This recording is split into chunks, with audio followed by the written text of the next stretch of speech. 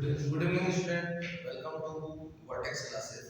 आज मैं class 10th का क्लास ले रहा हूँ और क्योंकि क्लास 10th में बच्चों को बहुत सारी डाउटें रहती हैं और 10th का एग्जाम भी है, तो उसी से रिलेटेड आज मेरा वीडियो रहेगा। जो मेरा टॉपिक है वो ट्रिग्नोमेट्री है। ट्रिग्नोमेट्री ट्रिग्नोमेट्री सब्जेक्ट से मैं ये वीडियो बना रहा हूँ। ट्रिग्नोमेट्री से ट्रिग्नोमेट्री, ठीक है। तो हम ट्रिग्नोमेट्री के बारे में समझेंगे और ये जल्दीबाजी में होगा, एकदम जल्दी जल्दी होगा, आप लोग ध्यान दीजिएगा, ठीक है। क्योंकि टाइम कम है, हमें रिवाइज भी करना है, तो उसी को नज़र रख के मैं ये वीडियो बना रहा हूँ। पहली बात, ट्रिग्नोमेट्री है क्या? तो ट्रिग्नोमेट्री में हम मेजर करते हैं थ्री एंगल्स को। ट्रिग्नोमेट्री में हम थ्री एंगल्स को मेजर करते हैं, इसका मतलब ये होता है मेजरमेंट ऑफ थ्री एंगल्स। और आपको पता ही है कि किस पे आप थ्री एंगल को मेजर करते हो, तो ये पता होगा, ठीक। तो आप ट्रायंगल ये एक ऐसा वो है कि जिसमें आप थ्री एंगल को मेजर करते हो। और ट्रिग्नोमेट्री में हम बेसिकली राइट एंगल ट्रायंगल की बात करते हैं हमेशा। ट्रिग्नोमेट्री सब्जेक्ट में हम राइट एंगल ट्रायंगल में बातचीत करेंगे। तो राइट एंगल ट्रायंगल ऐसा होता है, आपको पता है कि राइट एंगल ट्रायंगल एक एंगल 90 डिग्री का होता है और एक एंगल 90 डिग्री का होता है, बाकी दोनों एक्यूट एंगल होते हैं, ठीक है। तो अगर मैं ट्रिग्नोमेट्री आपको पढ़ा रहा हूं, ठीक है, तो ट्रिग्नोमेट्री आपको पढ़ा रहा हूं तो इसके सारी बातों को समझा जाए। ट्रिग्नोमेट्री रेशियो को समझेंगे और जो आप लोग साइन cos tan cot ये सब लिखते हो, होता क्या है उसको बताऊंगा। ओके, तो ट्रिग्नोमेट्री रेशियो में समझने से पहले हम तीनों साइडों के बारे में जानें। अगर मैं ये एंगल ले रहा हूं तो इसके लिए परपेंडिकुलर ये होगा और बेस ये होगा। आपको पता है ये परपेंडिकुलर की तरह काम करेगा, जिसको हिंदी में लंब कहते हैं। हिंदी में क्या कहते हैं? लंब। हिंदी मीडियम वाले बच्चे भी समझ सकते हैं। यहाँ पे परपेंडिकुलर इसको बेस, जिसको आधार भी कहते हैं। बेस है, ये आधार होता है। और इसको हाइपोटेन्यूस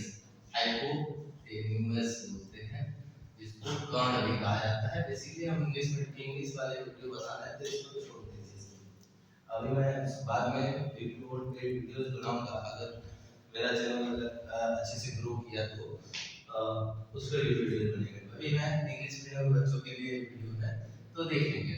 तो ये है आपका ये अगर एंगल है तो इसके सामने वाला जो होता है वो परपेंडिकुलर होता है, ये बेस होता है, और सबसे बड़ा साइड हाइपोटेन्यूस होता है। ये क्लियर मुझे तीन साइडें होती हैं, तीनों साइडों के बारे में पता है।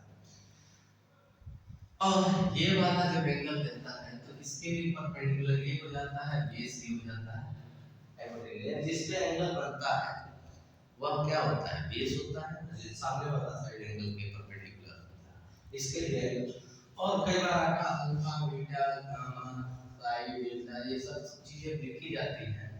ये एंगल को रिप्रेजेंट करने का फिजिक्स में भी बहुत जगह पे इसका यूज किया जाता है। तो किसी क्वांटिटी को रिप्रेजेंट करने का ये क्या होता है? तरीका होता है। किसी क्वांटिटी को रिप्रेजेंट, ये कहीं ग्रीक वर्ड में ये लेटर होते हैं और कुछ नहीं है, एक लेटर है। आप लोग इससे ज्यादा हाथ में फुलाने की जरूरत नहीं है कि ये आखिर होता क्या है। तो कुछ नहीं है, ये एक ग्रीक वर्ड है, किसी क्वांटिटी को रिप्रेजेंट करने के लिए यूज किया जाता है। Alpha beta gamma delta sine जीगा, ये सारी चीजें एक लेटर है, ग्रीक में यूज की जाती हैं। एक लेटर के जैसे एबीसीडी होता है, उस टाइप का एक लेटर होता है, बस और कुछ नहीं। उसको हम रिप्रेजेंट करते हैं किसी चीज को। यहाँ पे मैं बस एंगल साइन ए कहूँ तो ठीक है। तो साइन, कॉस, टेन, कॉट, सेक और कोसेक, ये सब क्या होते हैं? Trigonometric ratio. ये अलग-अलग नाम इसलिए पड़े क्योंकि हम परफेक्ट दो साइडों को लेके इस तरह से हम लिख सकते हैं। तो बेसिकली ये छह तरीके हैं, उन्हीं की तरह से आप लिख सकते हैं।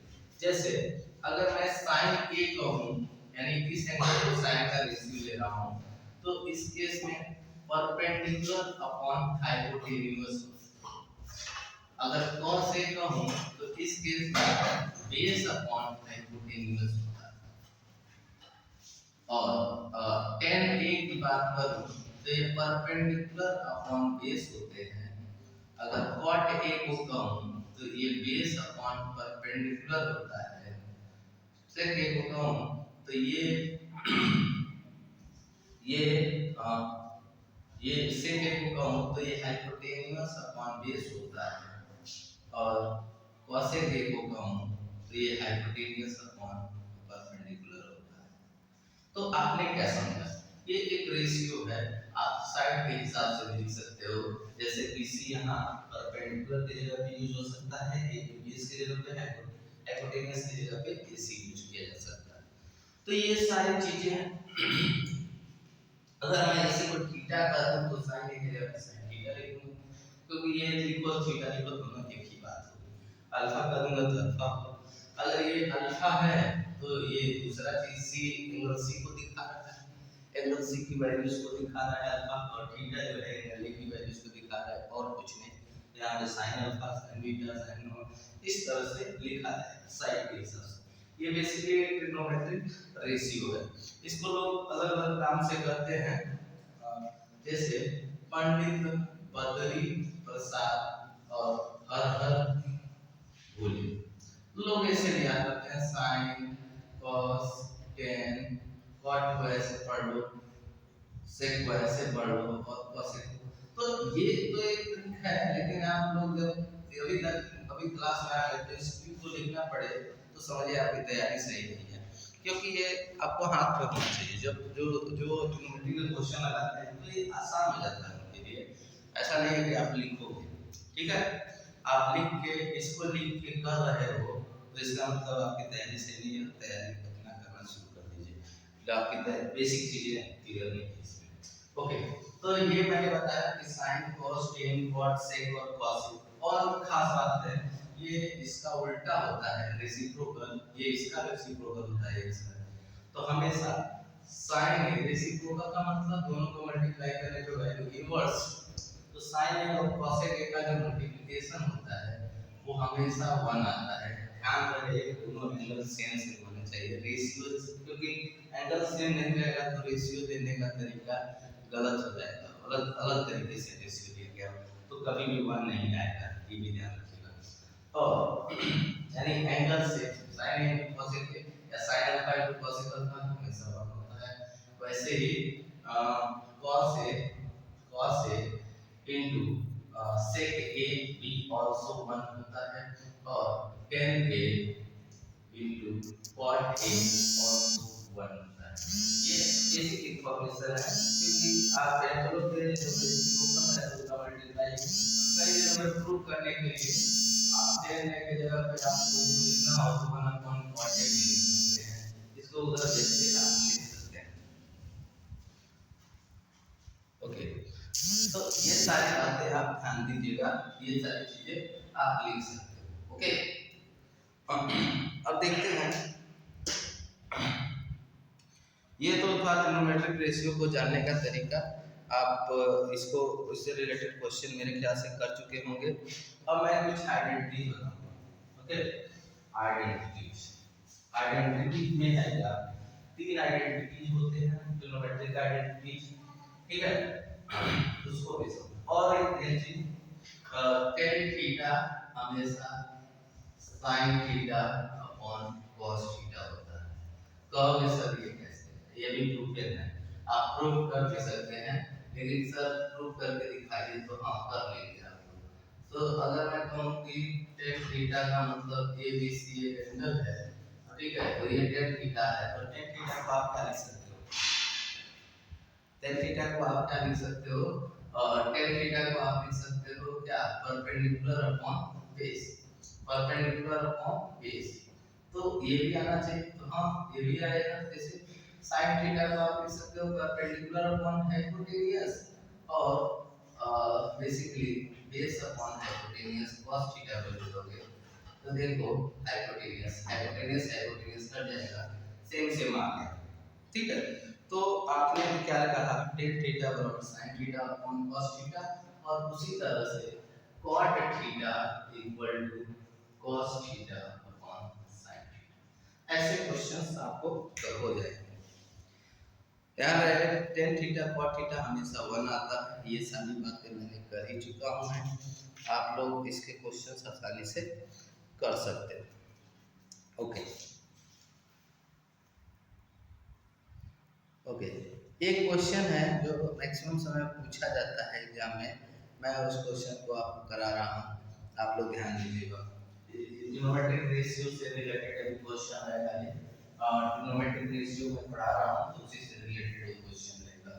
क्वेश्चन बहुत सारे बन सकते हैं, आपको ध्यान रखना है, करना है क्वेश्चन। देखिए ट्रिग्नोमेट्रिक आइडेंटिटीज के लिए यूज कर सकते हो, आप लोग जानते हो कि sin square theta plus cos square theta इसकी वैल्यू हमेशा 1 होती है। 1 प्लस tan स्क्वायर थीटा हमेशा sec स्क्वायर थीटा के बराबर होती है। 1 प्लस cot स्क्वायर थीटा हमेशा cosec स्क्वायर थीटा के बराबर। अब देखिए, अब इसमें तुम दो फॉर्मूले एक और बना सकते हो। cos स्क्वायर थीटा को जब दे दीजिए तो क्या बनेगा, 1 माइनस cos स्क्वायर थीटा की वैल्यू sin स्क्वायर थीटा होती है, और इसी को sin स्क्वायर थीटा को छोड़ उधर दे देंगे तो cos स्क्वायर थीटा की value 1 minus sin square theta होती है। तो यहाँ पे एक फॉर्मूले से दो फॉर्मूला और बन गया, ठीक। तो आसानी से आप किसी के भी दो फॉर्मूले होंगे, sec square theta minus tan square theta जहाँ पे होगा अगर लिखना चाहते हो तो डेफिनेटली आप लिख सकते हो। और ये भी प्रूवन स्टेटमेंट होता है, बेसिकली प्रूव करेंगे और देगा प्रूव करेंगे आप पर्टिकुलर पर हाइपोटेनस और बेस ऑन हाइपोटेनस के ऊपर ऊपर हाइपोटेनस नीचे हाइपोटेनस कट जाएगा बन जाएगा। तो ये प्रूवन स्टेटमेंट है, आइडेंटिटी है, प्रूफ हो सकता है, आप कर भी सकते हो, लेकिन अभी टाइम नहीं है, अभी आपको इसमें बेसिक में बातें बता रहा हूं। tan स्क्वायर थीटा बोल दीजिए तो क्या होगा, sec square theta minus tan square theta, इसकी वैल्यू हो जाएगी आपकी 1, और ऐसे ही 1 को उधर दे दिए तो sec स्क्वायर थीटा माइनस 1 बराबर tan स्क्वायर थीटा, यानी sec और tan दिखाएंगे तो उनके बीच एक रिलेशन होता है 1 plus tan square theta equal to sec square theta. और ये भी आपको लिखना पड़े दिखने में, तभी आपका तैयारी गड़बड़ है, आप तैयारी बेसिक चीजों की तैयारी आपकी भी सही नहीं है। तो प्लीज ये सब चीजें एकदम बेसिक बेसिक चीजें हैं जो आपको होनी चाहिए। अब